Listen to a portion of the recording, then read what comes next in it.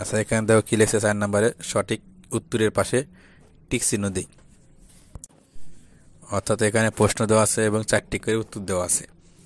এই 4টি উত্তরের ভিতরে কোনটা সঠিক এটা আমাদের বের করে টিক চিহ্ন দিতে হবে।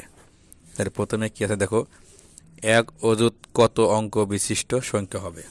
তাহলে এক অযুত সমান কয়টা সংখ্যা থাকে, কয় অঙ্ক থাকে এর আমাদের বের করতে হবে। এখানে কি দেওয়া আছে 3 অঙ্ক, 4 অঙ্ক, 5 অঙ্ক, 6 অঙ্ক, কোনটা হবে? তাহলে আমরা যদি হিসাব করে দেখি, তো একক, দশক, শতক, হাজার, অযুত, তাহলে কত হলো? 1 2 3 4 5, 5 অঙ্ক। তাহলে আমরা এই 5 অঙ্কের জায়গায় টিক চিহ্ন দেব।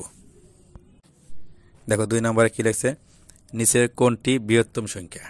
বৃহত্তম অর্থাৎ বড় সংখ্যা, বৃহত্তম অর্থাৎ বড় সংখ্যা, আর ক্ষুদ্রতম অর্থাৎ ছোট সংখ্যা। তাহলে আমাদের এখানে বড় সংখ্যা বের করতে হবে। ছোট বড় আমরা কীভাবে বের করি? বাম দিক থেকে দেখি যে বাম দিকে যে প্রথম সংখ্যাটা আছে এরা বড় কিনা। তাহলে আমরা আগে দেখে লই। দেখো এখানে 7 আছে, খ নম্বর 7 আছে, গ 7 আছে, গ 7 আছে, তাহলে চারটাই সমান। এরপরে দেখো 17 ঘরে এখানে 8 আছে, এখানে 8 আছে, এখানে 9 আছে, এখানে 9 আছে, তাহলে এই 8 আছে দুইটা, এরা হবে না।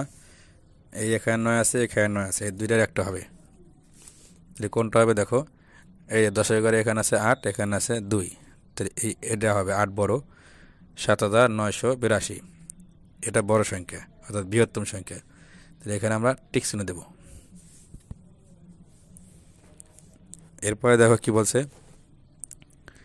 চিত্রে বাম দিক থেকে গণনা করলে কালো রং করা বৃত্তটির অবস্থান ক্রমবাচক সংখ্যার কততম? অর্থাৎ আমরা যদি বাম দিক থেকে গণনা করি, তাহলে এই যে কালো যে করা আছে দাগটা, এই গোল বৃত্ত, এটা কততম অবস্থানে আছে এটা আমাদের বের করতে হবে। এখানে দেখো কত দেওয়া আছে, চতুর্থ, পঞ্চম, চতুর্দশ, পঞ্চদশ, তাহলে কোনটা হবে? তাহলে বাম দিক থেকে আমরা গণনা করি। দেখো প্রথম, দ্বিতীয়, তৃতীয়, চতুর্থ, পঞ্চম, ষষ্ঠ, সপ্তম, অষ্টম, নবম, দশম, একাদশ, দ্বাদশ, ত্রয়োদশ, চতুর্দশ, তাহলে এটা হবে চতুর্দশ। আমরা এখানে টিক চিহ্ন দেব। আচ্ছা দেখো এখানে কি লিখছে, এখানে কিছু সংখ্যা দেওয়া আছে 2597, 2579, 2757, 2775। সংখ্যাগুলোকে বড় থেকে ছোট ক্রমে সাজালে নিচের কোন ক্রমটি সঠিক? তাহলে আমরা এখানে কোনটি সঠিক এটা বের করে দেবো। কীভাবে বের করতে হবে? আমরা আগে প্রথমে দেখবো এই চারটার ভিতরে কোনটা বড়। আমরা তো বড়টা আগে সাজাই না, এখানে বলছে বড় থেকে ছোট, তাহলে বড়টা কোনটা? দেখো 2775, এটা বড়। তাহলে এটা কোন কোন জায়গা আছে? দেখো যে ক নম্বরেও আছে, খ নম্বরেও আছে, গ নম্বর আছে, ঘ নম্বরে নাই। তাহলে এরা যেহেতু নাই, তার মানে এটা হবে না, এরা বাদ, এটা আমরা বাদ দিব। এরপরে দেখো, এরপরে এই তিনটার ভিতরে বড় হচ্ছে 2757। তাহলে 2757 কোনটায় আছে? দেখো এরপরটায় ক নম্বর আছে, খ নম্বর আছে, গ নম্বর আছে। আচ্ছা এরপরে দেখো, এরপরে যে 2597, 2579, এই দুইটার ভিতরে কোনটা বড়? 2597। এটা কোনটার ভিতরে আছে? দেখো এরপর এটা আছে ক নম্বর আছে, খ নম্বরে নাই, এটা বাদ, এটা হবে না। দেখো এখানে গ নম্বরে আছে, আর ঘ নম্বর তো প্রথমেই বাদ।